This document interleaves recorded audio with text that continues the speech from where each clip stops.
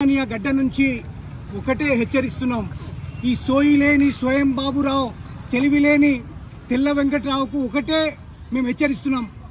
ఇవాళ మేము తెలంగాణ రాష్ట్రంలో అన్నదమ్ములుగా మేము ఉంటున్న మా మధ్యలో చిచ్చుబెట్టి అనేక రకమైన ఆరోపణలు చేస్తూ అనేక రకమైన తమ స్వయం ప్రయోజనాల కోసం రాజకీయ పబ్బం గడపడం కోసం ఇవాళ సుప్రీంకోర్టులో కేసేసి మమ్మల్ని అవమానిస్తున్నాడు ఇవాళ.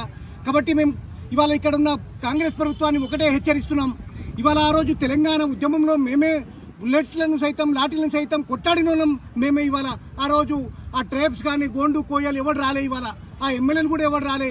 ఇవాళ 10% రిజర్వేషన్ కోసం కూడా మేమే కొట్టాడినాం, మేమే ముందుండి మేమే కొట్టాడి మేమే సాధించినాం. కాబట్టి మా మీద ఇంత కుట్రలు చేసి కుతంత్రాలు చేసి మమ్మల్ని ఇవాళ ఇన్ని వేదనలు చేస్తున్న ఆ తెల్ల వెంకట్రావును స్వయం బాబురావును ఖచ్చితంగా కాంగ్రెస్ పార్టీ నుంచి సస్పెండ్ చేయాలి. చేయని పక్షంలో ఇవాళ ఇంతకుముందు మా రాజు మాట్లాడినట్టు పల్లెల్లో వెళ్తాం, గూడాలలో కొండలలో వెళ్తాం.